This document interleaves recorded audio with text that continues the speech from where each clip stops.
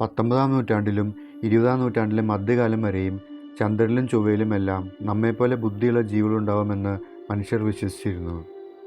എന്നു മാത്രമല്ല, നമ്മുടെ സാന്നിധ്യം ചന്ദ്രനിലെയും ചൊവ്വയിലെയും ജീവികളെ എങ്ങനെ അറിയിക്കാമെന്നതൊക്കെ ചില ശാസ്ത്രജ്ഞർ പോലും ചിന്തിച്ചിരുന്നു.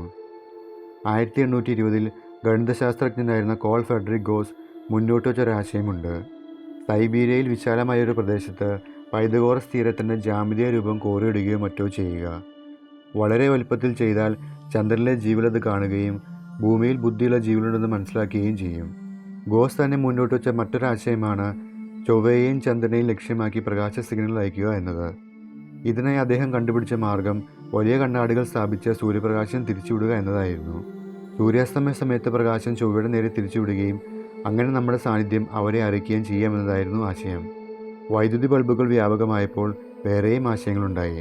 100 കണക്കിന് ഇലക്ട്രിക് ബൾബുകൾ ഒരുമിച്ച് കത്തിച്ചുകൊണ്ട് അന്യഗ്രഹ ജീവികൾക്ക് സിഗ്നലുകൾ നൽകാനുള്ള സാധ്യതയായിരുന്നു അത്. എന്നാൽ റേഡിയോ കണ്ടുപിടിച്ചതോടെ ഇതൊക്കെ കെട്ടടങ്ങി. അക്കാലം മുതൽ അന്യഗ്രഹ ജീവികളുമായി ബന്ധപ്പെടാൻ ഉപയോഗിക്കാവുന്ന മാധ്യമം റേഡിയോയാണെന്നത് ശാസ്ത്രജ്ഞർക്ക് ഉറപ്പുള്ള കാര്യമായിരുന്നു. റേഡിയോ പ്രചരിപ്പിച്ച മാർക്കോണി ചൊവ്വാഗ്രഹ ജീവികൾക്ക് സന്ദേശങ്ങൾ അയക്കാമെന്നത് അക്കാലത്ത് തന്നെ ചിന്തിച്ചിരുന്നു. 1919-ൽ ന്യൂയോർക്ക് ടൈംസ് എന്ന പത്രത്തിന് കൊടുത്ത അഭിമുഖത്തിൽ അദ്ദേഹം ഇത്തരം ആശയങ്ങൾ പറഞ്ഞിരുന്നു അത്രേ. റേഡിയോ സിഗ്നലുകൾ ഉപയോഗിച്ച് അന്യഗ്രഹ ജീവികൾക്ക് സന്ദേശങ്ങൾ അയക്കാമെന്നത് നിക്കോള ടെസ്ലയും വിശ്വസിച്ചിരുന്നു. ഒരിക്കൽ തൻ്റെ ലാബിൽ ജോലി ചെയ്തുകൊണ്ടിരുന്നപ്പോൾ അന്യഗ്രഹ ജീവികളുടെ സന്ദേശം തനിക്ക് ലഭിച്ചുവെന്ന് ടെസ്ല അവകാശപ്പെടുകയും ചെയ്തിരുന്നു. പിന്നീട് ടെസ്ല തൻ്റെ ജീവിതകാലത്ത് അന്യഗ്രഹ സന്ദേശങ്ങൾ ലഭിക്കുവാനും അയക്കുവാനുമുള്ള ഗവേഷണങ്ങളിൽ മുഴുകിയിരുന്നു. നമ്മൾ റേഡിയോ സംപ്രേഷണം തുടങ്ങിയിട്ട് ഏതാണ്ട് 120 വർഷങ്ങൾ മാത്രമേ ആയിട്ടുള്ളൂ.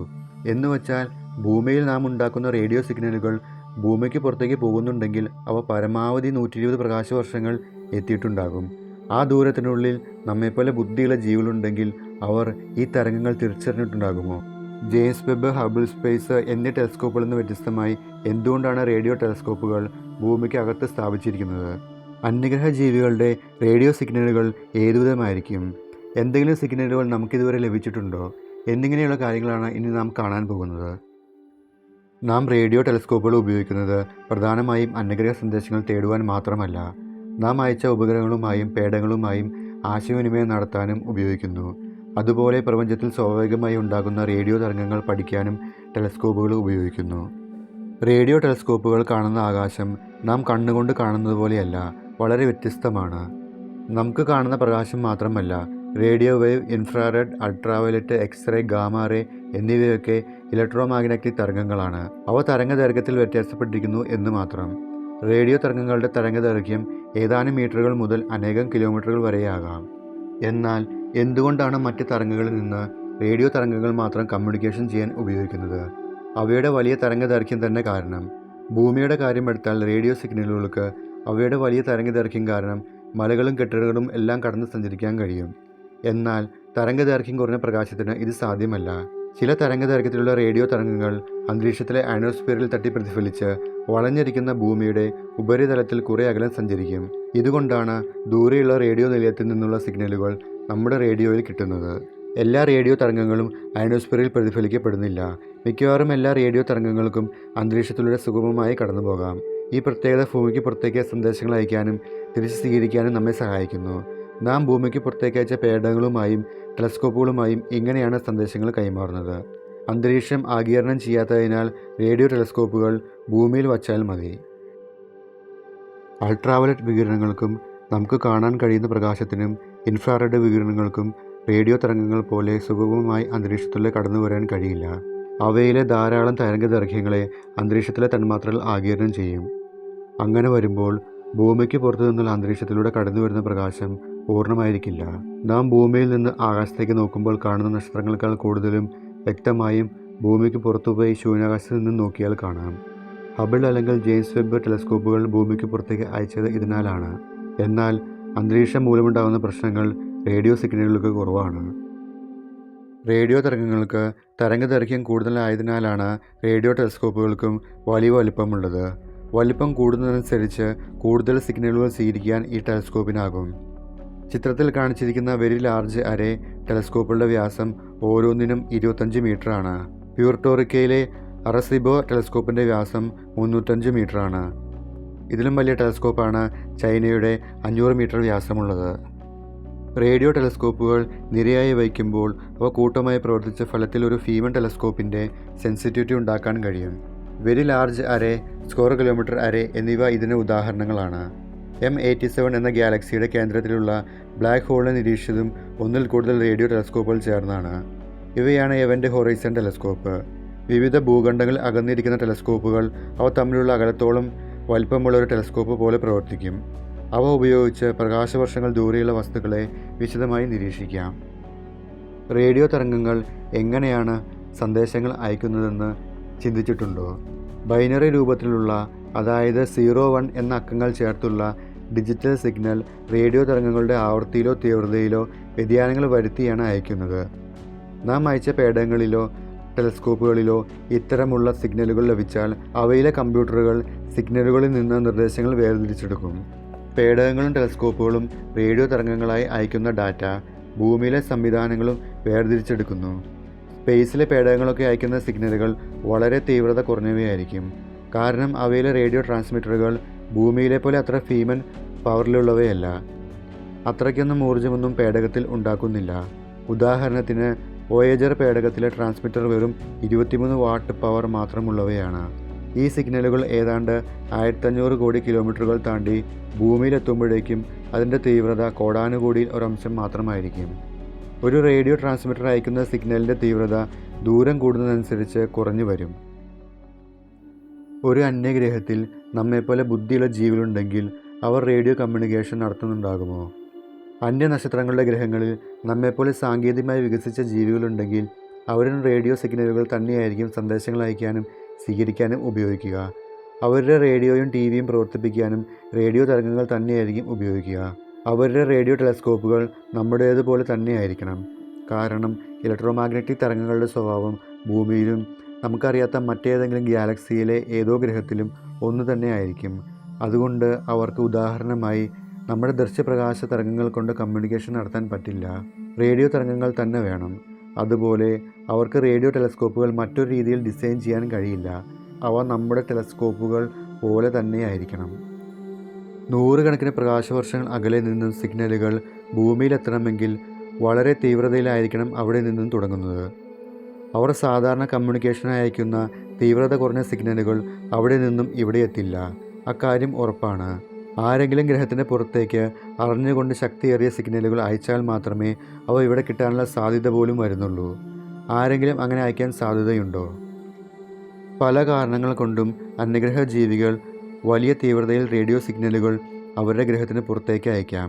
ഉദാഹരണത്തിന് നമ്മുടെ വോയേജർ പോലെ അവരും ദൂരേക്ക് അയച്ച പേടകങ്ങളിലേക്ക് അയക്കുന്ന സന്ദേശങ്ങൾ വളരെ തീവ്രതയുള്ളവയാകാം. നമ്മളും ഭൂമിയിൽ നിന്ന് നമ്മുടെ പേടകങ്ങളിലേക്ക് അയക്കുന്ന സിഗ്നലുകൾ വളരെ ശക്തിയേറിയവയാണ്. എങ്കിലേ പേടകത്തിലെ ചെറിയ ആൻറ്റിനയ്ക്ക് അത് സ്വീകരിക്കാൻ കഴിയൂ. ഇത്തരം സിഗ്നലുകൾ പേടകത്തെയും കടന്ന് തുടർന്നു പോയിക്കൊണ്ടിരിക്കും. അതുപോലെ അവയുടെ തീവ്രതയും തുടർന്നും കുറഞ്ഞുകൊണ്ടിരിക്കുമെന്നത് പ്രത്യേകിച്ച് പറയേണ്ടതില്ലല്ലോ. അവ ഒരുപക്ഷെ അന്യഗ്രഹ ജീവികൾക്കും ലഭിക്കാം. സമാനമായി അവരുടെ അത്തരം സിഗ്നലുകൾ നമുക്കും ലഭിക്കാം. മറ്റൊരു കാരണം കൊണ്ടും അന്യഗ്രഹ ജീവികൾ ശക്തിയേറിയ റേഡിയോ സിഗ്നലുകൾ അയക്കാൻ സാധ്യതയുണ്ട്. ചിലപ്പോൾ അവിടുത്തെ ജീവികൾ തന്നെ പേടകങ്ങളിൽ യാത്ര ചെയ്യുന്നുണ്ടാകാം. ഒരുപക്ഷെ പ്രകാശവേഗതയുടെ അടുത്ത വേഗതയിൽ പേടകങ്ങൾ അയക്കാനുള്ള സാങ്കേതിക വിദ്യ അവർക്കുണ്ടാകാം. ഇത്തരമൊരു സാധ്യത അത്ര അന്യമല്ല. നമ്മേക്കാളും 1000 5000 വർഷങ്ങൾ മുൻപ് തന്നെ സാങ്കേതിക വിദ്യകൾ വികസിപ്പിച്ച ജീവികൾക്ക് അന്യനക്ഷത്ര യാത്രകൾ നടത്താൻ കഴിഞ്ഞേക്കാം. വെറും 300 വർഷങ്ങൾ മാത്രം ശാസ്ത്രമുള്ള നമുക്ക് പോലും അവയൊക്കെ എങ്ങനെ നടത്താൻ കഴിയുമെന്നതിനെക്കുറിച്ച് ചില അറിവൊക്കെ ഉണ്ടല്ലോ. വലിയ വേഗത്തിൽ യാത്രകൾ നടത്തുന്ന അവരുടെ പേടകമോ ജീവികളോ അവരുടെ ഗ്രഹത്തിൽ നിന്നും വളരെ അകലത്തിലായിരിക്കുമല്ലോ. അത്ര അകലേക്ക് സന്ദേശങ്ങൾ അയക്കണമെങ്കിൽ തീർച്ചയായും വളരെ തീവ്രതയുള്ള സിഗ്നലുകൾ തന്നെ അയക്കേണ്ടി വരും. ഇത്തരം റേഡിയോ സിഗ്നലുകൾ ഭാഗ്യമുണ്ടെങ്കിൽ, അതായത് ഭൂമിക്ക് നേരെ വന്നാൽ, നമ്മുടെ റേഡിയോ ടെലസ്കോപ്പുകളിൽ പതിക്കാം. മറ്റുള്ള സാഹചര്യങ്ങളും അന്യഗ്രഹ ജീവികൾക്കുണ്ടാകാം. അവർ തൊട്ടടുത്ത നക്ഷത്രത്തിലെ ജീവികളോട് ആശയവിനിമയം നടത്തുന്നുണ്ടാകാം. അവരുടെ നക്ഷത്രത്തിൻ്റെ ഏതാനും പ്രകാശ ആഴ്ചകളോ പ്രകാശ മാസങ്ങളോ അടുത്ത് ബുദ്ധിയുള്ള ജീവികളുണ്ടെങ്കിൽ അവർ പരസ്പരം സിഗ്നലുകൾ അയക്കും. ഉദാഹരണത്തിന് നമ്മുടെ പ്ലൂട്ടോയിലേക്കുള്ള ദൂരത്തിൽ അല്ലെങ്കിൽ കുറച്ചുകൂടി അകലെയായി സൂര്യനെപ്പോലെ ഒരു നക്ഷത്രം ഉണ്ടായിരുന്നെങ്കിലോ, അതിലെ ഒരു ഗ്രഹത്തിൽ നമ്മെപ്പോലെയുള്ള ജീവികൾ ഉണ്ടായിരുന്നെങ്കിലോ, എങ്കിൽ തീർച്ചയായും നാം അങ്ങോട്ടും അവർ ഇങ്ങോട്ടും പേടകങ്ങൾ അയച്ചിരിക്കും. അവരുമായി നാം സ്ഥിരമായ റേഡിയോ കമ്മ്യൂണിക്കേഷൻ നടത്തിയിരിക്കും. അതല്ലെങ്കിൽ നമ്മുടെ ചൊവ്വയിലോ ശുക്രനിലോ നമ്മെപ്പോലുള്ള ബുദ്ധിയുള്ള ജീവികൾ ഉണ്ടായിരുന്നെങ്കിലോ അവർ ഇങ്ങോട്ടും നാം അങ്ങോട്ടും അയക്കുന്ന സിഗ്നലുകൾ വളരെ ശക്തമായവയായിരിക്കും. ഇങ്ങനെയുള്ള അവസ്ഥകൾ നമ്മുടെ ഗാലക്സിയിൽ എവിടെയെങ്കിലും ഉണ്ടെങ്കിൽ അത്തരം സിഗ്നലുകൾ നമ്മുടെ നേരെയും വരാം. ഗ്രഹത്തിന് പുറത്തേക്ക് അയക്കുന്ന സിഗ്നലുകൾ ആരും നാലുപാടും അയക്കില്ല. ഏതെങ്കിലും പ്രത്യേക ദിശയിൽ അയച്ചാൽ മാത്രമേ കൂടുതൽ തീവ്രതയോടെ ആ സിഗ്നൽ അങ്ങോട്ട് പോകൂ. ഒരു പ്രത്യേക ദിശയിൽ അയക്കേണ്ടതിന് പകരം നാലുപാടും അയക്കുന്നത് ഊർജ്ജ നഷ്ടമാണ്. എന്തായാലും മുകളിൽ പറഞ്ഞ സാഹചര്യങ്ങളിൽ അന്യഗ്രഹ ജീവികളുടെ സിഗ്നലുകൾ ഭൂമിയിൽ വരണമെങ്കിൽ ഭൂമി ഭാഗ്യവശാൽ അവർ സിഗ്നൽ അയച്ച ദിശയുടെ നേരെ വരണം. അതിനുള്ള സാധ്യത തള്ളിക്കളയാൻ പറ്റില്ല. പക്ഷേ എപ്പോഴെങ്കിലും വന്നാൽ കാര്യമില്ല. അവരുടെ സിഗ്നൽ ഭൂമിയുടെ അടുത്തെത്തുന്ന സമയത്ത് തന്നെ വരണം. ഇതിനുള്ള സാധ്യത അത്ര വലുതല്ലെന്ന് പറയുന്നതാവും കൂടുതൽ ശരി. എങ്കിലും സിഗ്നലുകൾ ദൂരം സഞ്ചരിക്കും തോറും കൂടുതൽ പടർന്നു പോകുന്നതിനാൽ സിഗ്നൽ തുടങ്ങിയ ഗ്രഹവും ഭൂമിയും തമ്മിൽ കൃത്യം നേർരേഖയിൽ വരണം എന്നൊന്നുമില്ല. അതുകൊണ്ട് നാം പ്രതീക്ഷ ഒരിക്കലും കൈവിടേണ്ടതില്ല. ഇനി മറ്റൊരു സാധ്യത ആരെങ്കിലും ഭൂമിയെ ലക്ഷ്യമാക്കി ശക്തിയേറിയ സിഗ്നലുകൾ അയക്കുന്നതാണ്. ഇത് നമുക്ക് തള്ളിക്കളയാനാവില്ല. ഭൂമിയിൽ ജീവനുണ്ടെന്നത് മറ്റാരെങ്കിലും ഏതെങ്കിലും പ്രകാശവർഷങ്ങൾ അപ്പുറത്തിരുന്ന് കണ്ടെത്തിയിട്ടുണ്ടാകുമോ എന്നത് നമുക്കറിയില്ല. ഒരുപക്ഷെ അവർ ഭൂമിയിലെ ജീവൻ ഉറപ്പാക്കിയിട്ടുണ്ടാവില്ലായിരിക്കാം. എന്നാൽ അവർ നമ്മുടെ സൂര്യനെ വാസയോഗ്യമായ ഗ്രഹങ്ങളുടെ നക്ഷത്രമെന്ന ഗണത്തിൽ പെടുത്തിയിട്ടുണ്ടാകും. എന്തു പേരായിരിക്കും അവർ നമ്മുടെ സൂര്യനിട്ടിട്ടുണ്ടാവുക? ഈ നക്ഷത്രത്തിന് വാസയോഗ്യമായ സ്ഥലത്ത് 3 ഗ്രഹങ്ങളുണ്ടെന്ന് കണ്ടുപിടിച്ചിട്ടുണ്ടാകും. 3 ഗ്രഹങ്ങളും വലിപ്പം കൊണ്ട് ജീവൻ നിലനിർത്താനുള്ള സാധ്യതയുള്ളവയാണ്. നക്ഷത്രത്തിൽ നിന്നും ആവശ്യത്തിന് അകലെയാണ്. നക്ഷത്രം ആവശ്യത്തിന് മാത്രം വലിപ്പമുള്ളതാണ്. ഗ്രഹങ്ങൾ ടൈഡൽ ലോക്കിംഗ് ആകുവാനുള്ള സാധ്യതയില്ല. ജലമുണ്ടാകണം. കുറഞ്ഞപക്ഷം ആ 3 എണ്ണത്തിൽ നടുക്കുള്ള ഗ്രഹത്തിലെങ്കിലും ജീവനുണ്ടാകാനുള്ള സാധ്യത വളരെ കൂടുതലായിരിക്കും. എന്നിങ്ങനെ പല കാര്യങ്ങൾ ആരെങ്കിലും കണ്ടെത്തിയിട്ടുണ്ടാകുമോ? അങ്ങനെ ആരെങ്കിലും കണ്ടെത്തിയാൽ അവരുടെ അടുത്ത ഘട്ടം ഈ 3 ഗ്രഹങ്ങളുടെയും അന്തരീക്ഷം പഠിക്കുന്നതാവും. നമ്മുടെ ജെയിംസ് വെബ് ടെലസ്കോപ്പ് പോലെ അല്ലെങ്കിൽ അതിനേക്കാൾ ശക്തമായ ഒരു ടെലസ്കോപ്പ് അവർക്കുണ്ടെങ്കിൽ ഭൂമി സൂര്യൻ്റെ നേരെ മുൻപിലെത്തുമ്പോൾ ഭൂമിയുടെ അന്തരീക്ഷത്തിൽ കൂടി വരുന്ന പ്രകാശം അവർക്ക് പഠിക്കാൻ കഴിയും. നമ്മുടെ അന്തരീക്ഷത്തിലെ ഓസോൺ, ഓക്സിജൻ, നൈട്രജൻ, ജലാംശം, carbon dioxide, nitrous oxide, methane എന്നിവയൊക്കെ കണ്ടെത്തി നടുക്കുള്ള ഗ്രഹത്തിൽ ജീവനുണ്ടാകാമെന്ന സാധ്യത ആരെങ്കിലുമൊക്കെ കണ്ടുപിടിച്ചിട്ടുണ്ടാകാം. അതുപോലെ ശുക്രനിലെ ഭയങ്കരമായ അളവിലുള്ള കാർബൺ ഡൈ ഓക്സൈഡ് കണ്ടെത്തി അവിടെ ജീവനുണ്ടാകാനുള്ള സാധ്യത അവർ തള്ളിക്കളഞ്ഞിട്ടുണ്ടാകാം. നമ്മുടെ ഗ്രഹത്തിൻ്റെ ചുറ്റും കറങ്ങുന്ന കൃത്രിമ ഉപഗ്രഹങ്ങളെ കാണുവാൻ കഴിയുമായിരുന്നെങ്കിൽ ഇവിടെ വെറും ജീവികൾ മാത്രമല്ല സാങ്കേതിക വിദ്യയുള്ള ജീവികൾ തന്നെ ഉണ്ടെന്നത് അന്യഗ്രഹ ജീവികൾക്ക് മനസ്സിലായേനെ. പക്ഷേ പ്രകാശവർഷങ്ങൾ അകലെ നിന്നും നമ്മുടെ ചെറിയ കൃത്രിമ ഉപഗ്രഹങ്ങളെ കണ്ടെത്തുക അത്ര പ്രായോഗികമായി തോന്നുന്നില്ല. എന്തായാലും നമ്മുടെ ഭൂമിയെ ജീവന് സാധ്യതയുള്ളവയായി കണ്ടെത്തിയെങ്കിൽ ഉറപ്പായും ആരെങ്കിലും നമ്മെ ലക്ഷ്യമാക്കി ശക്തമായ റേഡിയോ സിഗ്നലുകൾ അയക്കുന്നുണ്ടാകാം. ഒരുപക്ഷെ നിങ്ങൾ തനിച്ചല്ല എന്നവർ നമ്മോട് പറയുന്നുണ്ടാകാം. പ്രപഞ്ചത്തിൽ സ്വാഭാവികമായി ഉണ്ടാകുന്ന റേഡിയോ സിഗ്നലുകൾ പോലെയല്ല ഏതെങ്കിലും ജീവികൾ ആശയവിനിമയത്തിന് വേണ്ടി ഉണ്ടാക്കുന്നത്. നാം ഭൂമിയിൽ ആശയവിനിമയത്തിന് ഉപയോഗിക്കുന്ന സിഗ്നലുകൾ പ്രത്യേക രീതിയിൽ അവയുടെ തീവ്രതയിലോ ആവൃത്തിയിലോ മാറ്റം വരുത്തുകയാണ്.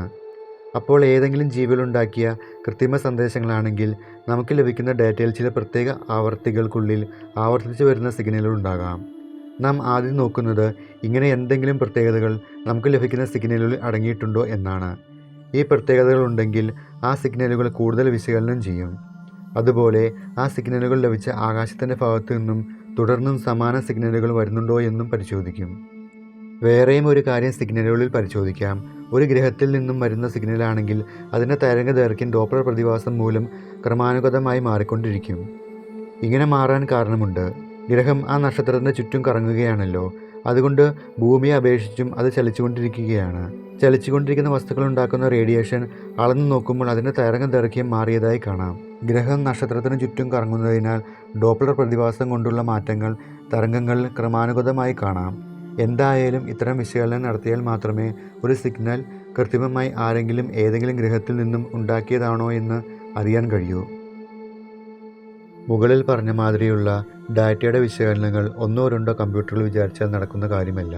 കാരണം ഓരോ ടെലസ്കോപ്പും ഭീമമായ അളവിലുള്ള ഡാറ്റയാണ് ഉണ്ടാക്കുന്നത്. സൂപ്പർ കമ്പ്യൂട്ടറുകൾ ഉപയോഗിച്ചാൽ പോലും സമയമെടുക്കും. ഭീമമായ ഡാറ്റ വിശകലനം ചെയ്യുക എന്ന പ്രശ്നം തരണം ചെയ്യാൻ സെറ്റ് പ്രോജക്റ്റ് ഒരു ആശയമുണ്ടാക്കി. കിട്ടുന്ന ഡാറ്റ ചെറിയ കഷ്ണങ്ങളാക്കി ലോകത്തിലെ താല്പര്യമുള്ള ആളുകൾക്ക് വീതിച്ചു നൽകുക. ഇതിനെ സെറ്റി അറ്റ് ഹോം എന്നാണ് വിളിക്കുന്നത്. ഇതിനായി സെറ്റിയുടെ സോഫ്റ്റ്വെയർ നിങ്ങളുടെ കമ്പ്യൂട്ടറിൽ ഇൻസ്റ്റാൾ ചെയ്യുക. നിങ്ങളുടെ കമ്പ്യൂട്ടർ ജോലിയൊന്നും ചെയ്യാതെ വെറുതെ ഇരിക്കുമ്പോൾ സോഫ്റ്റ്വെയർ ഡൗൺലോഡ് ചെയ്തു വെച്ച ഡാറ്റ വിശകലനം ചെയ്യും. ഇതൊരു സ്ക്രീൻ സേവർ പോലെ പ്രവർത്തിക്കും. അങ്ങനെ ലോകത്തിലെ കമ്പ്യൂട്ടറുകളുടെ ഐഡിയൽ ടൈം ഉപയോഗിച്ച് കുറേയധികം ഡാറ്റ വിശകലനം ചെയ്യാം. നിങ്ങൾക്ക് ഡാറ്റ വിശകലനം ചെയ്യാൻ പ്രത്യേകിച്ച് ശാസ്ത്രജ്ഞാനമൊന്നും ആവശ്യമില്ല. ഡാറ്റ ഡൗൺലോഡ് ചെയ്യുന്നതും എന്തെങ്കിലും സംശയാസ്പദമായ സിഗ്നലുകൾ ലഭിച്ചാൽ അത് കാലിഫോർണിയ സർവകലാശാലയിലെ സെറ്റി പ്രോജക്റ്റിനെ അറിയിക്കുന്നതുമെല്ലാം സോഫ്റ്റ്വെയർ ചെയ്തുകൊള്ളും. സന്ദേശങ്ങളെന്ന് സംശയിക്കുന്ന എന്തെങ്കിലും സിഗ്നലുകൾ ലഭിച്ചാൽ ടെലിസ്കോപ്പുകൾ ആ സിഗ്നൽ ലഭിച്ച നക്ഷത്രത്തിൻ്റെ ദിശയിൽ വീണ്ടും നിരീക്ഷണങ്ങൾ നടത്തും. ഇതാണ് പരിപാടി. ചുരുക്കത്തിൽ നമുക്കും അന്യഗ്രഹ ജീവികളുടെ സിഗ്നലുകൾ തേടുന്നതിൽ പങ്കാളിയാകാം. സംശയാസ്പദമായ ചില സിഗ്നലുകൾ പലപ്പോഴായി നമുക്ക് ലഭിച്ചിട്ടുണ്ട്. അങ്ങനെയൊന്ന് കിട്ടിയത് ഒഹായോ സർവകലാശാലയിലെ ടെലിസ്കോപ്പിൽ 1977 ഓഗസ്റ്റ് 15 അവർക്ക് ലഭിച്ച റേഡിയോ സിഗ്നലുകളിൽ ഒരു പ്രത്യേക ക്രമം ഉണ്ടായിരുന്നു. സാഗിറ്റാറിയസ് നക്ഷത്രക്കൂട്ടങ്ങളുടെ നേരെയായിരുന്നു അന്ന് ആ ടെലിസ്കോപ്പ് ഉണ്ടായിരുന്നത്. ഈ ക്രമം കണ്ട ജെറി എൻഫ്മാൻ പ്രിൻ്റ് ചെയ്ത ഒരു ഡാറ്റയ്ക്ക് ഒരു വശത്തായി വൗ എന്നെഴുതി. അതുകൊണ്ട് ഈ സിഗ്നൽ വൗ സിഗ്നൽ എന്നാണ് അറിയപ്പെടുന്നത്. പക്ഷേ ആ ദിശയിൽ നിന്നും വീണ്ടും ഇത്തരം സിഗ്നലുകളൊന്നും ലഭിച്ചിട്ടില്ല. 2005 HD 164595 എന്ന നക്ഷത്രത്തിൻ്റെ ദിശയിൽ നിന്നും ഒരു സിഗ്നൽ നമുക്ക് ലഭിച്ചിരുന്നു. 11 GHz ഫ്രീക്വൻസിയിൽ ഏകദേശം 2 സെക്കൻഡുകൾ നീണ്ടു നിൽക്കുന്ന ഒരു സിഗ്നലായിരുന്നു ഇത്. ഒരു പൾസ് പോലുള്ള ഒരു സിഗ്നൽ. HD 164595 സൂര്യനെ പോലുള്ള ഒരു നക്ഷത്രമാണ്. സൂര്യനെ പോലെ എന്ന് പറഞ്ഞാൽ വലിപ്പം, സാന്ദ്രത, താപനില, പ്രായം എല്ലാം കൊണ്ട് ശരിക്കും ഒരു സൂര്യൻ തന്നെയാണ്. ഭൂമിയിൽ നിന്നും 92 പ്രകാശവർഷങ്ങൾ അകലെയാണ് ഈ നക്ഷത്രം സ്ഥിതി ചെയ്യുന്നത്. നമ്മുടെ അറിവിൽ ഈ നക്ഷത്രത്തിന് ഒരു ഗ്രഹമുണ്ടെങ്കിലും അത് ജീവനെ നിലനിർത്താൻ സഹായിക്കുന്ന ഒരവസ്ഥയുള്ള ഗ്രഹമല്ല. ഭൂമിയേക്കാൾ 16 മടങ്ങെങ്കിലും വലിയ ഗ്രഹമാണിത്. മാത്രമല്ല, ഗ്രഹം ആ നക്ഷത്രത്തിൻ്റെ വളരെ അടുത്തുമാണ്. ഒരിക്കൽ മാത്രമേ സംശയാസ്പദമായ സിഗ്നൽ നമുക്ക് ലഭിച്ചിട്ടുള്ളൂ. തുടർന്നുള്ള നിരീക്ഷണങ്ങളിൽ ഇതേ ദിശയിൽ നിന്നും പിന്നീട് ഇത്തരം സിഗ്നലുകൾ ലഭിച്ചിട്ടില്ല. 2019 ഏപ്രിൽ 19 ഓസ്ട്രേലിയയിൽ റേഡിയോ ടെലിസ്കോപ്പിൽ പ്രോക്സിമ സെൻട്രിയുടെ ഭാഗത്തു നിന്നും സിഗ്നലുകൾ ലഭിക്കുകയുണ്ടായി. ഇത് കൃത്രിമമായി ഉണ്ടാക്കിയ പോലെ ഒരു പ്രത്യേക ഫ്രീക്വൻസിയിൽ ഉള്ളതും ചലിക്കുന്ന ഉത്ഭവസ്ഥാനത്ത് നിന്നും വന്നതുപോലെ ഡോപ്ലർ പ്രതിഭാസം കാണിക്കുന്നതുമായിരുന്നു. മുകളിൽ സൂചിപ്പിച്ച സംഭവങ്ങൾ കാണിക്കുന്നത് അന്യഗ്രഹ സിഗ്നലുകൾ തിരിച്ചറിയാനുള്ള ബുദ്ധിമുട്ടാണ്. പ്രകാശവർഷങ്ങൾ അകലെ നിന്നും വരുന്ന സിഗ്നലുകൾ വളരെ നേരിയതാകാം. അത്തരം നേർത്ത സിഗ്നലുകൾ സ്വീകരിക്കാൻ പാകത്തിന് നമ്മുടെ ടെലിസ്കോപ്പുകൾ ശക്തിയുള്ളവയാണോ എന്നത് ഒരു സുപ്രധാന ചോദ്യമാണ്. ചിലപ്പോൾ അവരുടെ സിഗ്നലുകൾ നമ്മുടെ ചുറ്റിലുമുണ്ടാകാം. പക്ഷേ അവ സ്വീകരിക്കാനുള്ള സെൻസിറ്റിവിറ്റി നമ്മുടെ ടെലിസ്കോപ്പുകൾക്ക് ഉണ്ടാകില്ലായിരിക്കും. ഉദാഹരണത്തിന്, മൈക്രോസ്കോപ്പുകൾ ഇല്ലാതിരുന്ന കാലത്തെക്കുറിച്ച് ആലോചിച്ച് നോക്കൂ. അന്നും നമുക്ക് ചുറ്റിലും സൂക്ഷ്മജീവികളുടെ സാന്നിധ്യമുണ്ടായിരുന്നു. പക്ഷെ നാം അറിഞ്ഞിരുന്നില്ല. എന്നാൽ സാങ്കേതിക വിദ്യകൾ വികസിച്ചപ്പോൾ അവയെ നാം കണ്ടെത്തി. സമാനമായിരിക്കും ഇക്കാര്യവും. ഒരുപക്ഷേ നമുക്ക് വളരെ ശക്തിയേറിയ ടെലിസ്കോപ്പുകൾ ആവശ്യമായിരിക്കും.